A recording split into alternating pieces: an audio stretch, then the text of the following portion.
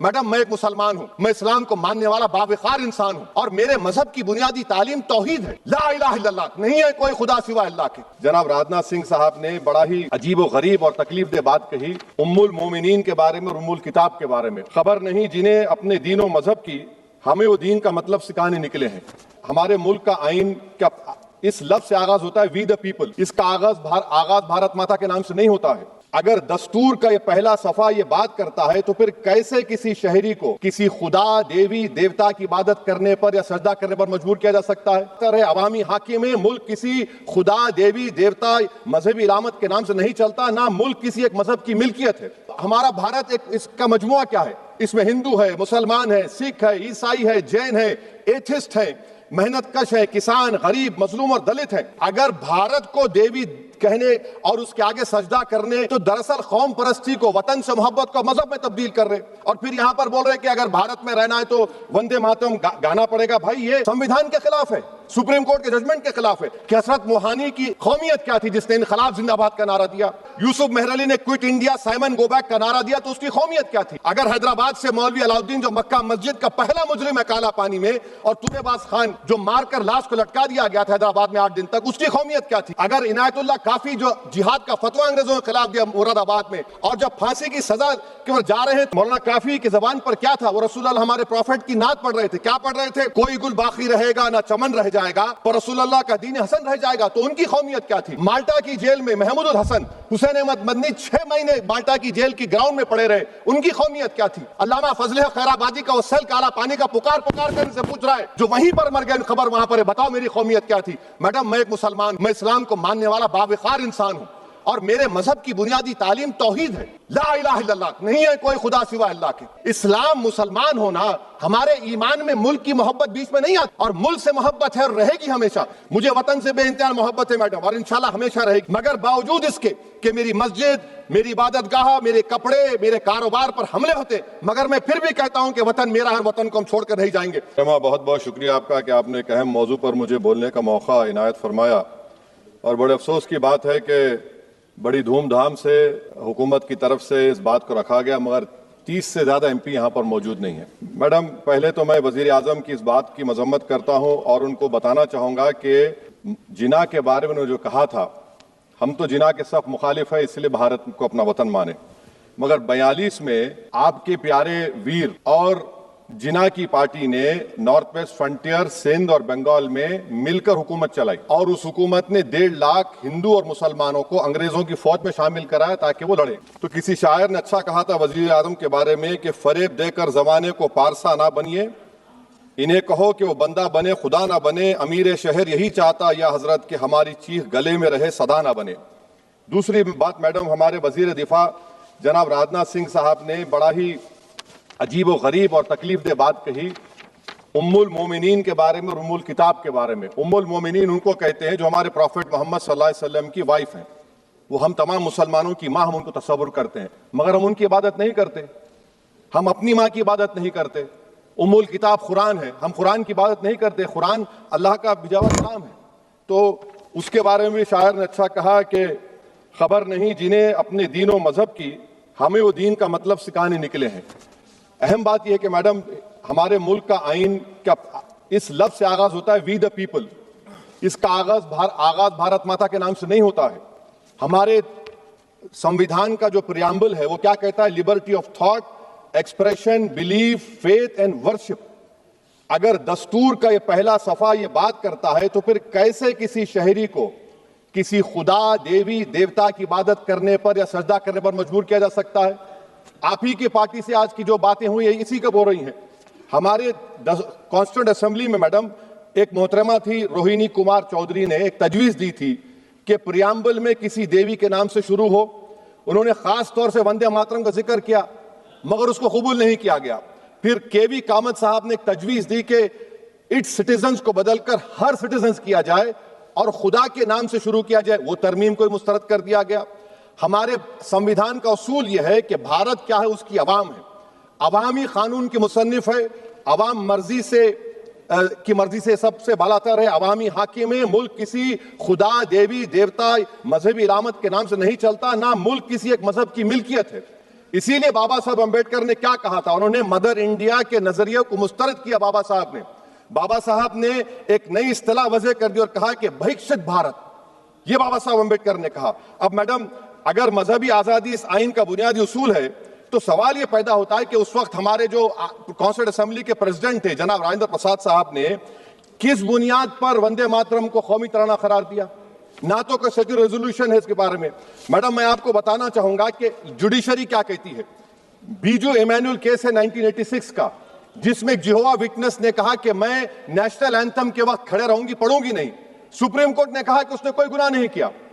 वहीं एक 2017 का केस है अश्विनी उपाध्याय का केस सुप्रीम कोर्ट का, उन्हें कहा गाइडलाइंस दिए जाएं वंदे मातरम पर, सुप्रीम कोर्ट ने नहीं कह दिया।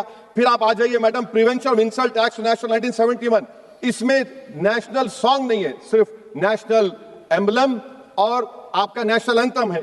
फिर आप आ जाइए 40th अमेंडमेंट आर्टिकल 51 है, 76 में पास हुआ, उसमें भी इसका कोई जिक्र नहीं है।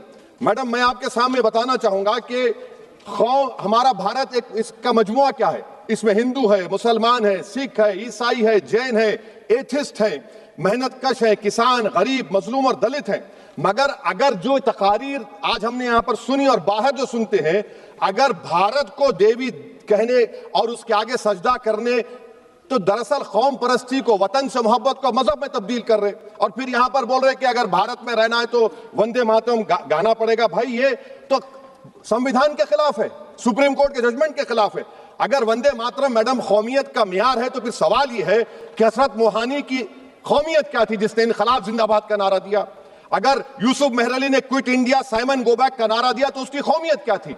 अगर हैदराबाद से मौलवी अलाउद्दीन जो मक्का मस्जिद का पहला मुजरिम है काला पानी में, और तूरेबाज खान जो मारकर लाश को लटका दिया गया था हैदराबाद में 8 दिन तक, उसकी कौमियत क्या थी? अगर इनायतुल्लाह काफी जो जिहाद का फतवा अंग्रेजों के खिलाफ दिया मुरादाबाद में, जब उनको 2 दिन में फांसी की सजा दी गई, और जब फांसी की सजा के वो जा रहे हैं तो इनायतुल्लाह मौलाना काफी की जबान पर क्या था? वो रसूलुल्लाह हमारे प्रॉफिट की नात पढ़ रहे थे। क्या पढ़ रहे थे? कोई गुल बाकी रहेगा ना चमन रह जाएगा, पर रसूलुल्लाह का दीन हसन रह जाएगा। तो उनकी कौमियत क्या थी? माल्टा की जेल में महमूद उल हसन, हुसैन अहमद मदनी 6 महीने माल्टा की जेल की ग्राउंड में पड़े रहे, उनकी कौमियत क्या थी? अल्लामा फजल खैराबादी का वो सेल काला पानी का पुकार कर इनसे पूछ रहा है, जो वहीं पर मर गए, खबर वहां पर है, बताओ मेरी कौमियत क्या थी? मैडम, मैं एक मुसलमान हूं, मैं इस्लाम को मानने वाला बावखार इंसान हूं, और मेरे मजहब की बुनियादी तालीम तौहीद है, ला इलाहा इल्लल्लाह, नहीं है कोई खुदा सिवा अल्लाह के। और कुरान में अल्लाह क्या बोल रहा? इय्याका नाबुदु इय्याका नस्तईन, तुम मेरी इबादत करो, मुझे मानो। मुझे कहां से मिल रहा? आर्टिकल 25 से मिल रहा है। मुझे कहां से मिल रहा है? Liberty of thought, expression, belief, faith and worship से मिल रहा है। तो इसको जोड़ना ये बहुत ही खतरनाक होगा। और हमारे प्रॉफेट मोहम्मद सल्लल्लाहु अलैहि वसल्लम जब मदीने को गए तो उन्होंने उस वतन के लिए दुआ की, कहा कि अल्लाह मदीने की मोहब्बत हमारे दिलों में और इजाफा कर दे, मक्के से ज्यादा कर दे। तो ये इस्लाम, मुसलमान होना, हमारे ईमान में मुल्क की मोहब्बत बीच में नहीं आती, और मुल्क से मोहब्बत है और रहेगी हमेशा, क्योंकि ये अजीम कुर्बानियां यहां पर शामिल है जिन्होंने जंग आजादी में हिस्सा नहीं लिया। आज अगर वो वतन की मोहब्बत का दर्ज देंगे तो बड़ा गलत होगा। मैडम, मैं आपके सामने एक चीज पढ़ूंगा। 1937 रविंद्रनाथ टैगोर ने लेटर लिखा सुभाष चंद्र बोस को, मैं सिर्फ किसी ने नहीं पढ़ा ये। क्या कहा टैगोर साहब ने? But parliament is a place of union for all religious groups and there the song can not be appropriate. When Bengali Muslims show sign of stubborn fanaticism, we regard it as intolerable. When we too copy them and make unreasonable demands, it will be self-defeating. ये मैं इसको ले करूंगा madam, आप देख लीजिए। फिर दूसरी तरफ मैडम आप आ जाइए, मैं यहाँ पर बैठकर, हाँ, जितने तकारीर यहाँ पर हुए सब जनगण मन पर तनकीद किए। तो मैडम मुझे ये कहना पड़ेगा कि जनगण मन पर आप लोग इतनी तकलीफ क्यों उठा रहे हैं? आखिर इतनी तकलीफ क्यों है?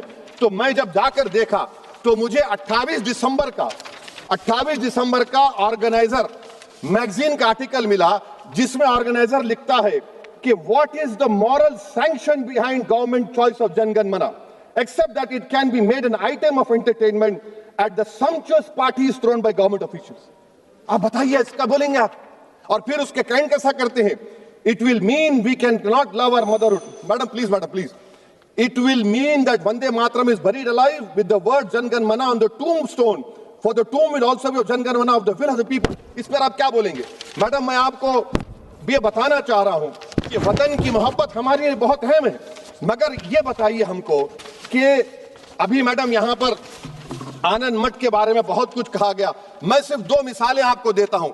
आनंद मठ के पेज नंबर 70 और 80 को पढ़ लीजिए। इसके बाद सनातन जहां मुसलमानों के घर पाते थे, इन्हें आग लगा देते थे।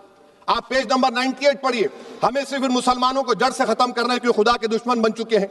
फिर आप पेज नंबर 115-16 दीजिए, फिर मुख्तलिफ इलाकों में मुसलमानों को सदा देने के लिए भेजे जाते, जहां मुसलमान आबादी नजर आती जला दिया जाता। फिर आप देख लीजिए मैडम, सफे नंबर 120 पेज 120, बंकिम लिखते हैं कि सनातियों को मालूम नहीं था कि अंग्रेज हिंदुस्तान को निजात दिलाने वाले हैं। ये आप क्यों कर रहे हैं? अब आप मैडम, मैं आपको पेपर्स दे कर दूंगा। मैडम, भारत में हमारी आजादी इसलिए आई और बरकरार रही कि हमने मुल्क और मजहब को एक चीज नहीं बनाया। हमने ऐलान किया कि हमारी मुल्क मुख्तलिफ तबकात मज़ाहिब पर मुश्तमिल है, हमारे मुश्तरका तकदीर हमारी कौमियत का सरचश्मा है, यह खास जबान सखावत मजहब नहीं है। अगर वंदे मातरम का मतन कौम और मजहब को एक बना देता है, अगर हम इसे टेस्ट बनाते हैं वफादारी का, तो फिर मान लीजिए कि यह गांधी, अंबेडकर, टैगोर, बोस और लाखों आजादी के सिपाहियों की सोच को छोड़कर गोडसे की सोच की हिंदू कौमी परस्ताना, मैडम खत्म कर रहा हूं, हिंदू कौम परस्ताना को अख्तियार करेंगे।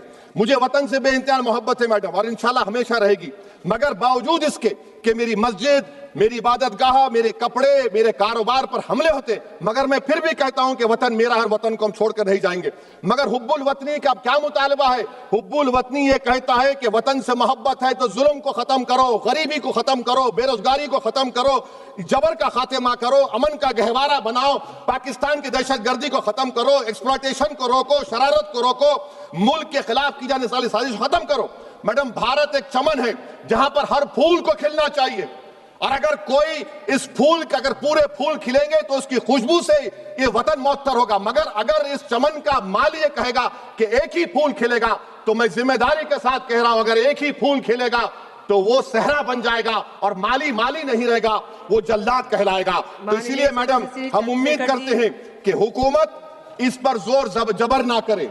मेरा राइट है, यकीनन मैं जानता हूं कि आजादी के लड़ाई में वंदे मातरम का नारा था, मगर अगर आप इसको जबर करेंगे तो ये संविधान के खिलाफ है। वफादारी का सर्टिफिकेट हमसे मत लीजिए मैडम, खत्म कर रहा हूं, वफादारी का सर्टिफिकेट हमसे मत लीजिए।